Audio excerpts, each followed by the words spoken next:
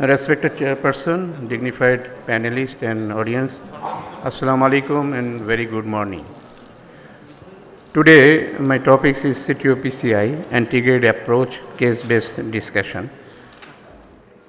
All of you know that the CTO is one of the most challenging part of the intervention and cardiology. More than 50% have oil preserved reduction and only 8 to 15% are undergone PCI.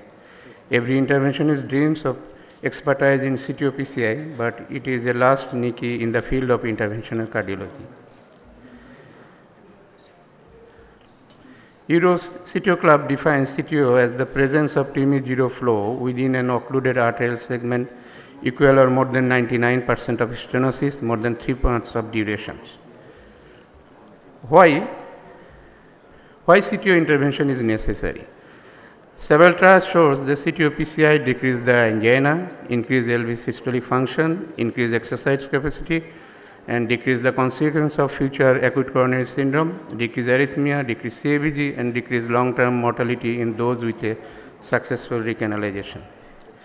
Here, the ST elevation in my patient here shows that CTO shows increased mortality in 30 days and 5 years interval, and shows that LV ejection fraction improvement occurs, and successful CTO PCI improves 10 years survival rate, and it decreases the MACE rate, and it decreases the need of CABG. Now, I just discuss the basic things of the CTO crossing techniques. Before discussion the CTO crossing techniques, we at first evaluate the clinical and imaging condition of the patient. If the proximal cap ambiguity, duration of the occultation, lesion length, quality of distal vessels, that means tortuosity or bending, collaterals, calcification, etc. Just here we show the basic things to CTO, steps of CTO crossing. That is, here the piercing of the proximal cap is the first step, then traversing the length of the CTO proper, then piercing the distal cap. And CTO crossing techniques has two strategies. There is antegrade and retrograde. What we do is now there is a hybrid algorithm we follow. There is a hybrid algorithm, there is dual catheter angiography was done, and if the proximal cap is clear and the good distal target and no appropriate interventional corticosteroids, then we choose the antegrade technique. And wire escalation was taken, and if failed or the lesion length is more than 20 millimeter, then antegrade dissection re-entry technique can be tried. And if it is failed, then retrograde dissection re-entry technique was tried. Here the four approach was taken for the CTO crossing. There is single wire manipulation, parallel wire technique, seesaw technique, IVAS guided wiring. Single wire technique, there is at first the workhorse wire is tried, and there is hydrophilic wire, then intermediate wire, then stiff wire, and again there is intermediate wire and stiff wire. After crossing the lesions, normal workhorse wires changed. This is antegrade technique. These are the guide wire which are used. That is slippery wire for the fielder X3 whisper, intermediate wire Miracle 3, Gaia 1, stiff wire Miracle 9, 12, Gaia 2, 3, and stiff wire with taper tip Conquest Pro 9, 12. Here, which wire to use when? That's here shows that in case of channel communication is there, then only hydrophilic wire, whisper X3 R and whisper wire can be tried, and where the with lesion CTO lesions have the stump, then here Gaia fast can be tried and pilot 50, and in case of the without stump there is a heart plug. In this case, there is Gaia 2nd, Gaia 3rd, and Miracle 9 and 12. And if the severe calcification, then Conquest Pro 9, 12 can be tried. Parallel wire training, there at first the first wire goes to the false lumen, then second wire is taken, and again piercing between the B and A, and which enters the true lumen. Seesaw wire method with double support catheters, it's one kind of variation of the parallel wire technique. Here the two microcatheter is used, that is different. And IVAS guided wiring, checking for the CTO entry, checking for position of wire, examination of the sub-intimate space, penetration from sub-intimate space to true lumen.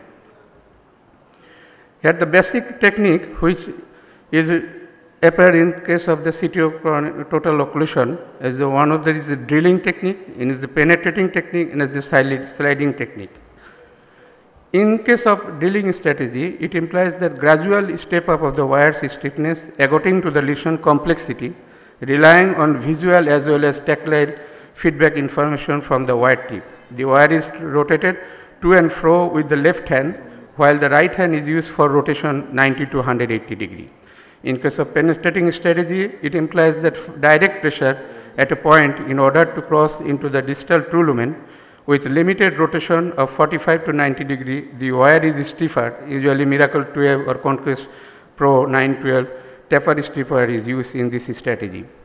Sliding strategy, it means the slide of a hydrophilic wire, usually it's used in case of the where the lesion have the microchannels, subtotal occlusion or in-stent occlusion. When to quit, every intervention should know the when to quit in the CTO PCI. When technical success is achieved, major complication and operational limit reached, there is patient tolerance, fluoro time, contrast volume, procedural time. Now I want to discuss some cases. There is first case, patient 52 years, non-diabetic, non-hypertensive, history of non-STMI, 4 months back. CAG shows LED 100% occlusion. There is an RCA L6 normal and there is a retrograde from the RCA. At first we tried with the stiffer wire pilot 150 and failed, then we take the support of the microcatheter and cross the lesion.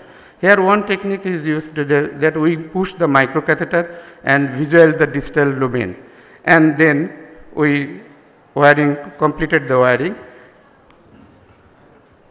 and the pre-dilatation, and after pre-dilation the stent deployment was done and it is the final result. In second case, Mr. X, 56 years male, diagnosed as a case of the chronic coronary syndrome, hypertension and diabetes mellitus, history of non-STMI 6 months back. ECG shows T inversion BU 1 to 6 and echo normal and ejection fraction 56%. Here contralateral view shows there is a 100% occlusion in the LED, and we tried to negotiate the CTO lesion, and we try at first with the pilot 150, but pilot 150 it goes to the false lumen. Then we again try the Grayat 3, and we after several attempts we enter the true lumen. This is the true lumen. Then we try to dilate the balloon 1.5 balloon, but unfortunately 1.5 balloon cannot cross the CTO lesion. Then we take the guide extension catheter support, there is Godzilla, but with the support of the Godzilla we cannot cross the lesion. Then we decided to do the rotablator, and we use the rotablator, and after rotablator we were crossing the lesions and pre-dilation done, and proximal stenting deployment was done, and this is the final result. Case 3, patient with old MI inferior, CAG shows LADL6 normal, RCA shows 100% lesions in the distal segment. And here the problem is that we at first do not done the contralateral double catheter denoise, and the wire goes to the false lumen, and after taking the contralateral view we successfully crossed the lesion in the true lumen. Here the pre-dilation was done, and after post-dilatation this is the final result.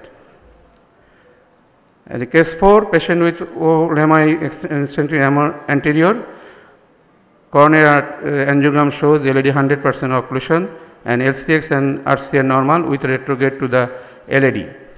And with the help of the balloon, 1.5 balloon and the pilot 150 wire, we crossed the lesion and pre-dilatation was done, and deployment of the stent was done, and this is the final result. Take-home message: CTO PCI is a challenging technique which should be done in a careful and organized fashion. Clear-cut indication and proper case selection is needed for CTO PCI success.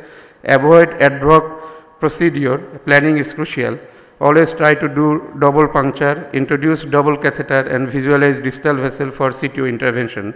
Avoid preventable complications like contrast and radiation. Preparation for complication combat, there is perforation, tamponade, and with equipment should be in hand, there is covert stent. Patience, proper planning, appropriate hardware selection, and some special technique adoption, proper training and experience, preferably long learning curve as the mainstay of CTO success. Predefined limits for stopping, never lose hope, keep patient safety first. Keywords for success of CTO: believe in yourself. That is, at the last we can be successful for CTO PCI, and perseverance. If at first you do not succeed, try again. Thank you. Thank you for patient hearing.